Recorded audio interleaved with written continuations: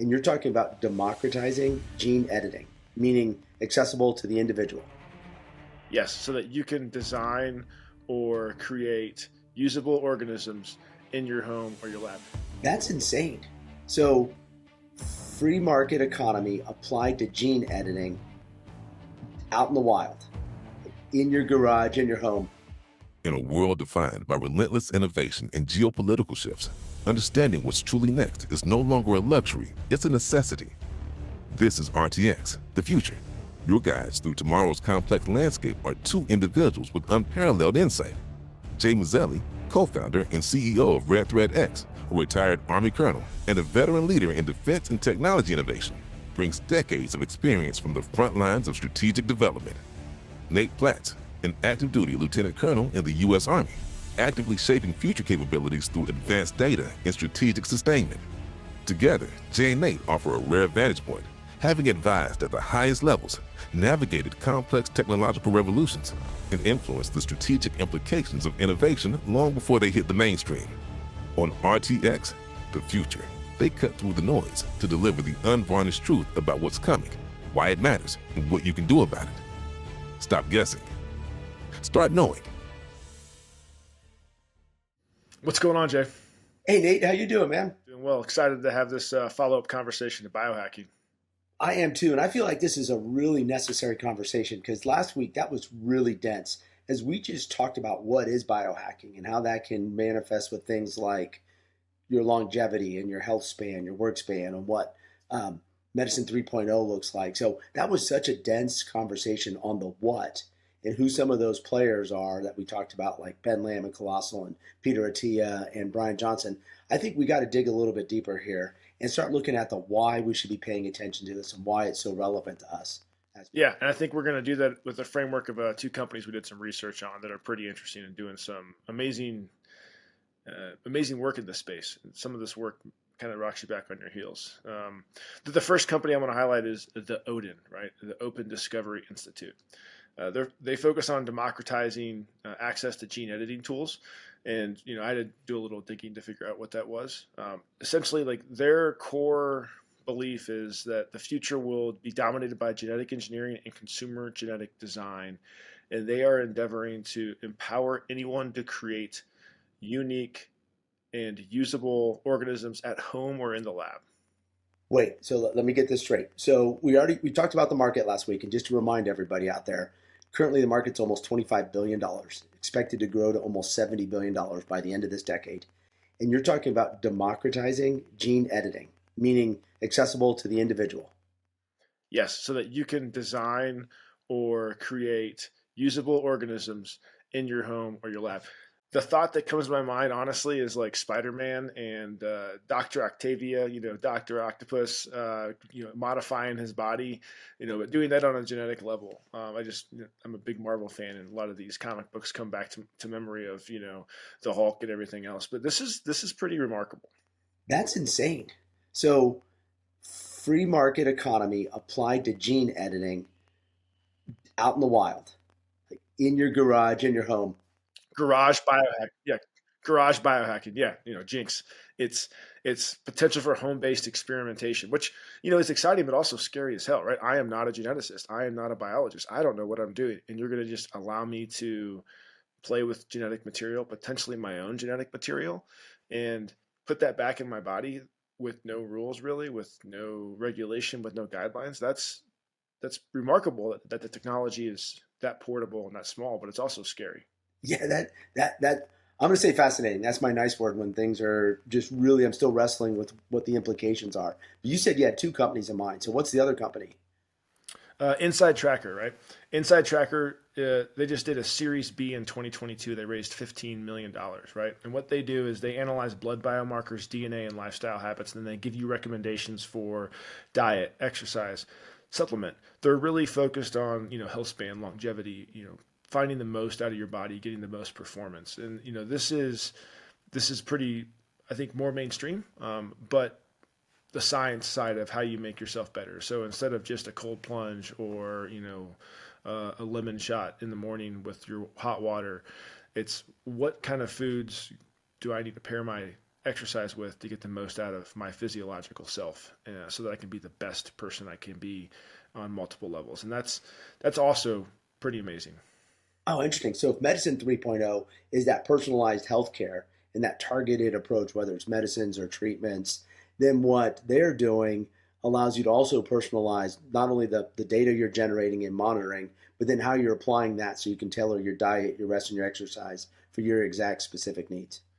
This isn't new, right? This has been happening in the professional athlete market for quite a while. I think of LeBron James and Russell Wilson and other star athletes that have made a living on the performance of their body, reportedly spending up to $1 million a year to get the most out of their performance and out of their health. And this just represents a move from that star athlete $1 million a year market to a purely consumer driven market where you can even do home based experimentation. That's a really great step forward and some good progress, I think, for wellness and eventually getting to that health span piece that we talked about last time. Because it seems to me that, as an example, if you look at the wide range of diets that are out there, you've got keto, carnivore, caveman, particular beach in Florida, and all these different variations. Don't eat carbs, only eat carbs. Fruit's bad, fruit's good. I mean, what is it? And it seems to me that the ability to actually understand how your body ingests and processes those macronutrients, what your ratios ought to be, and then how that affects your performance, both your cognitive performance and your physical performance, is a really good benefit that can affect everyone positively. Absolutely. And we've seen this not just in the biohacking, but in the medicine, right? We talked about the ability to have AI derive personalized medicine or having nanoparticles that deliver medicine right to a specific cancer cell.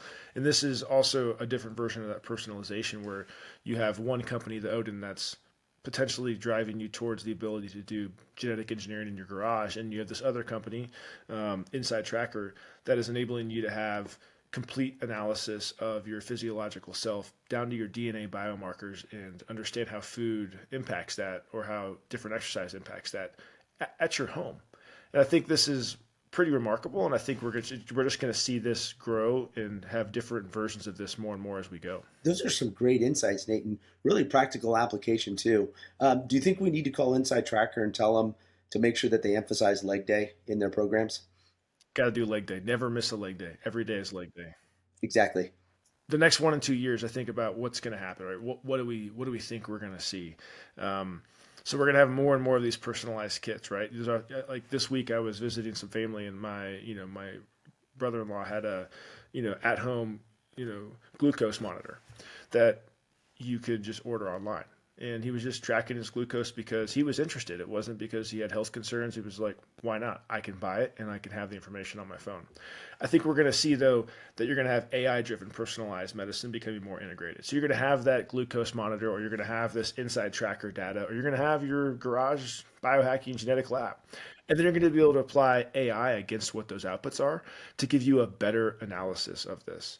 We're going to see metabolic optimization, right, at the personal level. Just mentioned the glucose monitors, right? Wearable devices empowering individuals to understand and improve their metabolic function.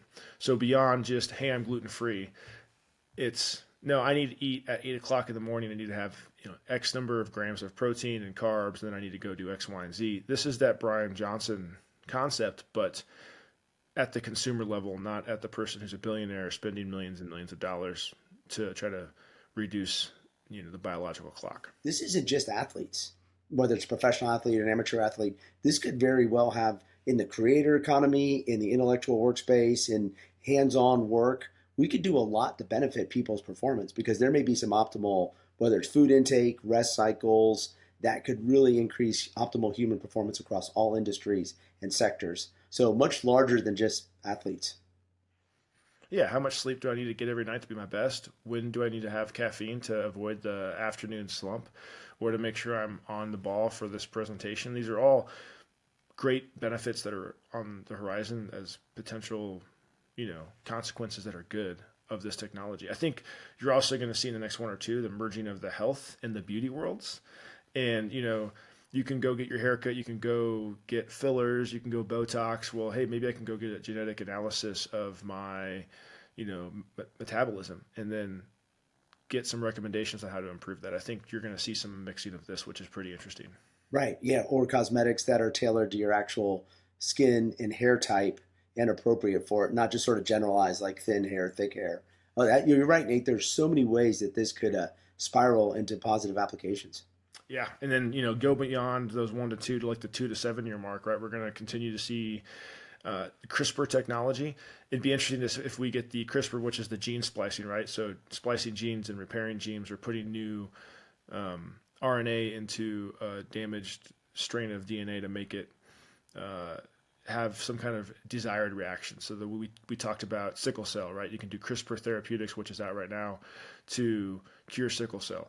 Well, what if you apply that towards the garage biohacking and you're able to do some CRISPR work at home that does something on a smaller scale, right? You're going to see an increased role of nanotechnology, right? We talked about the targeted delivery of drugs to cancer, but you might see that expand to more than just cancer cells. And I think you're going to see a deeper focus on the hallmarks of aging, right? That longevity, walking time back, or the images of time, or the effects of time, or the effects of aging, right? That's that health span, the visual cues of aging are going to start being able to be reduced or removed. That is amazing to see. Yeah, I'm really, really fascinated in how this can affect both the physical and cognitive aspects.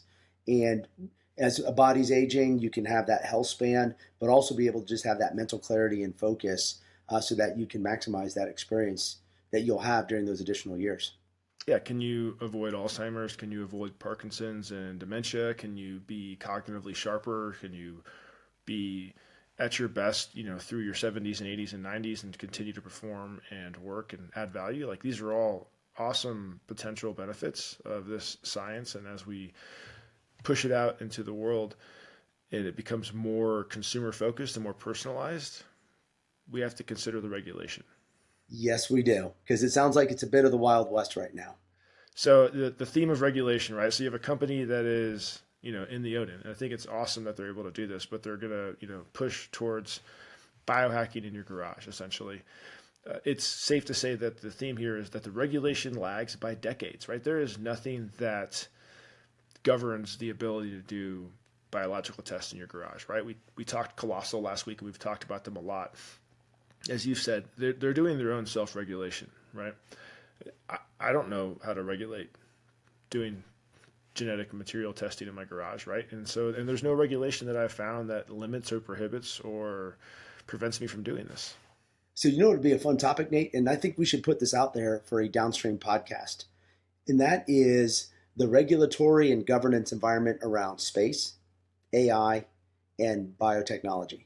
Because there is none. There's a red thread there. There's no regulation or governance across all three of those sectors. And all three are moving at such a pace that the normal processes that get us to some level of governance or regulation, whether it's industry standards or it's managed by government or international bodies, they're never going to catch up. And the exponential pace at which these things are moving is such that we're going to have to figure out how to, I'm going to say manage, not constrain, because we certainly don't want to lose the creativity and the opportunity and the benefit for humanity, but making sure that it's focused in this direction. And I have a model that's really been my guiding framework for what we do here with Red Thread X. And it's basically, there's this cone. So right now, this second's highly certain. I know exactly what's happening. I'm talking to you on a podcast. As I go downstream, I enter this area of uncertainty. And when I look at this cone downstream, and let's say 10 years from now, like you just described, end of this decade going into the next one, when I look at it, there's really 4 macro outcomes that can happen out there. There's what's good for all of humanity. There's going to be one winner and potentially one loser. So good for me or good for you type of outcomes.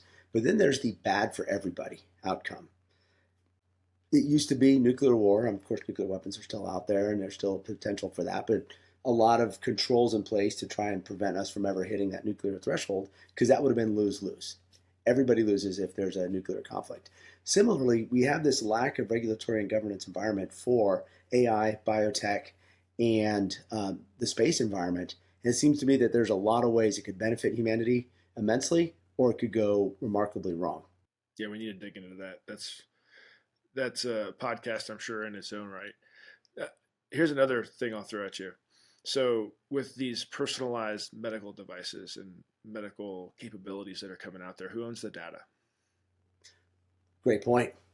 Right. So if I'm going to do a glucose monitor and it's going to collect my data. Where does that live? Look at 23andMe.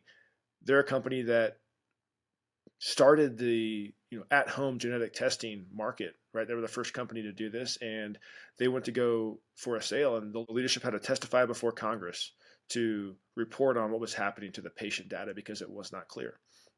And so what happens to this data? Who has the right to it? Who has the ability to own it? And what happens at the end of life for this, right? Is it my data, or does this company also get the data? That's an important thing to consider. And there's no real regulation guiding what's going on with that. That's a great point too, Nate. I mean, we've talked previously about what you're likely giving away every time you signed an end user license agreement. And you just scroll to the bottom and you click I agree so you can get to that app or get to that service.